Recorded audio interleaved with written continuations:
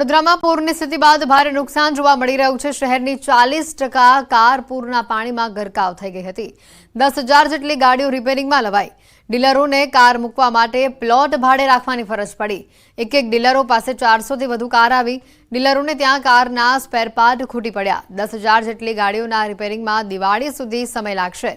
કારનું રિપેરિંગની cost ઓછામાં ઓછી 50,000 જેટલી થઈ રહી છે। કારના નુકસાનને સેગ્રીગેશન કરીને તેની સર્વિસ કરવામાં આવી રહી છે। અનેક કારના પાર્ટ્સ ઉપલબ્ધ નહીં હોવાથી બહારથી તેને મંગાવવાની ફરજ પડી છે। તો બીજી તરફ આરટીઓ અધિકારી કહી રહ્યા છે કે કાર ડીલરો વીમા કંપનીઓ સાથે બેઠક કરી કાર માલિકોને તકલીફ ન પડે તેની તકેદારી રાખવા સૂચના આપી રહ્યા છે અને જલ્દી કાર રિપેર થાય, જલ્દી વીમા મંજૂર થાય તે અંગે ટકોર કરી રહ્યા છે। लगभग 7-8 हज़ार गाड़ियों तेवना इन्क्वायरी माटे कॉल आवेला छे अने जुदी जुदी पाणीना पूરના કારણે નુકસાન થયેલ છે તેમ જણાવેલ છે। જે બી વાહનોને નુકસાન થયું છે તે હાલ એ લોકોએ પાર્ટી પ્લોટ કે એવું કંઈ પણ વ્યવસ્થા કરીને હાલ સર્વે કરાવવા માટે ગાડીઓ ત્યાં રાખેલ છે। એટલે અમે એમને એવી સૂચના આપી છે કે જેવું પણ સર્વે થઈ જાય 3 દિવસમાં સર્વેયરોને પણ સૂચના આપવામાં આવી છે તંત્ર દ્વારા। તો સર્વે થયા બાદ તરત જ ઝડપથી ગાડી સર્વિસ કરી અને જે બી પાર્ટ્સ છે એનો નિકાલ કરી તાત્કાલિક સર્વિસ કરવામાં આવે। વડોદરા શહેરમાં પૂરની પરિસ્થિતિ સર્જાઈ હતી ત્યારે ખૂબ જ મોટા પ્રમાણમાં 2 વ્હીલર અને 4 વ્હીલર જે છે તેને નુકસાન થયું હતું। મોટાભાગના વાહનો જે છે તે પાણીમાં ગરકાવ થઈ ગયા હતા। ત્યારે જે 4 વ્હીલર ચાલકો છે એટલે કે કારના માલિકો છે તેમની સ્થિતિ આજે પણ કથળેલી જોવા મળી રહી છે। કારણ કે જે રિપેરિંગ માટે કાર આપવામાં આવે છે એ કાર જે છે તેને રિપેરિંગ થવામાં ઘણો લાંબો સમય લાગી શકે તેવા પ્રકારની પરિસ્થિતિ જે છે તેનું નિર્માણ થયું છે।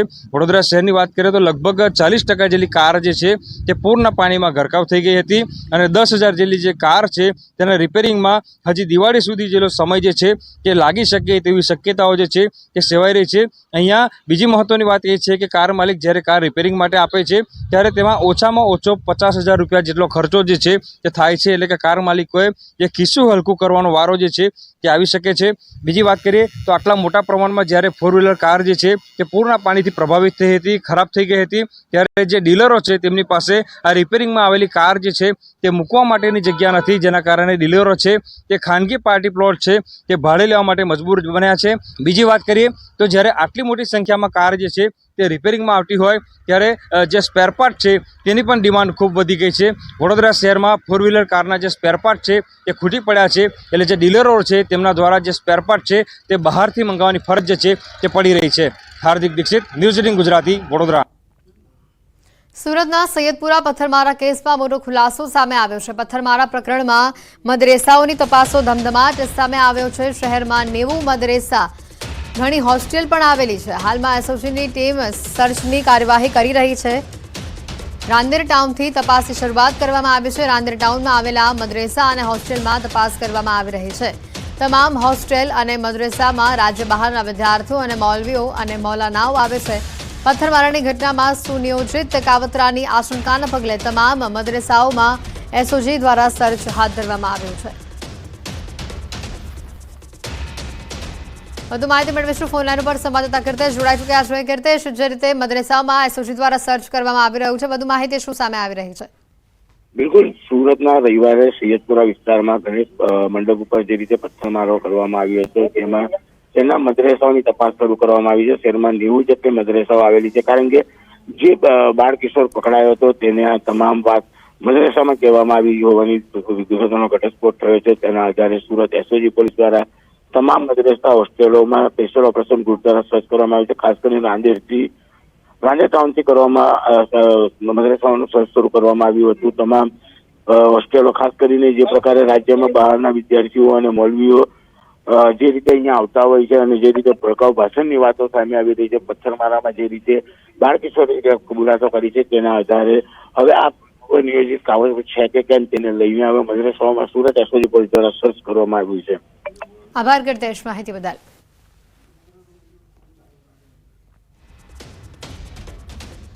નર્મદામાં ફરી રાજકારણ ગરમાયું છે। સાંસદ અને ધારાસભ્ય ફરી આમને સામને આવી ચૂક્યા છે। ક્ષેત્ર વસાવાના આરોપ પર સાંસદનો જવાબ સામે આવ્યો। સાંસદ મનસુખ વસાવાએ વળતો જવાબ આપ્યો છે। ક્ષેત્ર વસાવા વિપક્ષમાં છે એટલે વિરોધ કરે, ઘર્ષણ કરવાની તેમની આદત છે. ચેતરનો સ્વભાવ લોકો સાથે ઘર્ષણ કરી પ્રસિદ્ધિ મેળવવાનો છે. કર્મચારીઓનો ઉપયોગ સદસ્યતા અભિયાનમાં કર્યાનો પણ તેઓએ આરોપ લગાવ્યો છે.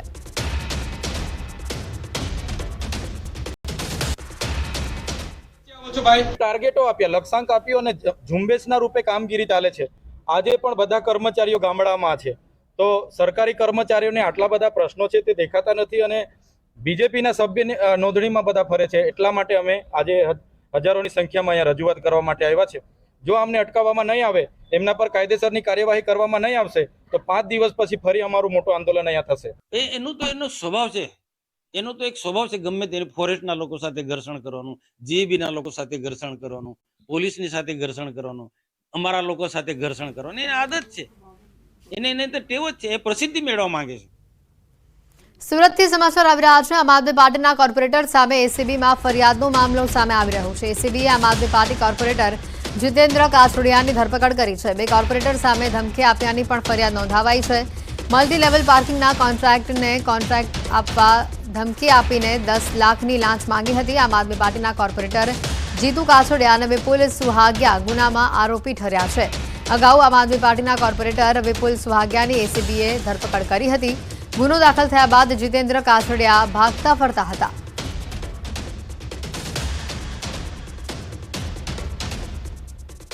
દેવ ધ ટ્યુલિપ હોટલમાં દીવ પોલીસના દરોડા બાદ દીવ ભાજપ જિલ્લા પ્રમુખે પૂર્વ પ્રમુખ બિપિન શાહને સસ્પેન્ડ કર્યા છે.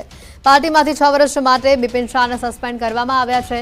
ધ ટ્યુલિપ હોટેલ પૂર્વ ભાજપ પ્રમુખ બિપિન શાહની હોવાનું સામે આવ્યું છે, જેમાં થોડા દિવસ પહેલા દીવ પોલીસે રેડ કરી હતી. અશ્લીલ ડાન્સ મામલે કેટલાક લોકોની ધરપકડ કરવામાં આવી છે.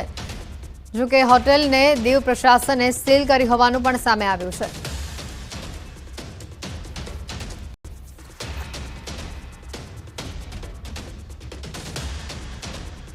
સુરેન્દ્રનગરમાં બેદરકારી બદલ 2 સરપંચોને હટાવવામાં આવ્યા છે. મૂળી અને થાનના 2 ગામોના સરપંચને હટાવાયા છે. 2 ગામોના મહિલા સરપંચને હોદ્દા પરથી દૂર કરાયા છે.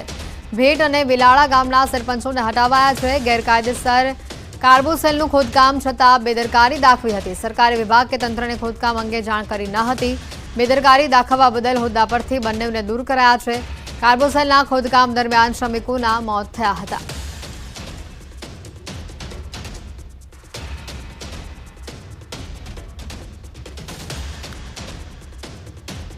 સમાચારોમાં હાલ રોકાઈશું એક બ્રેક માટે.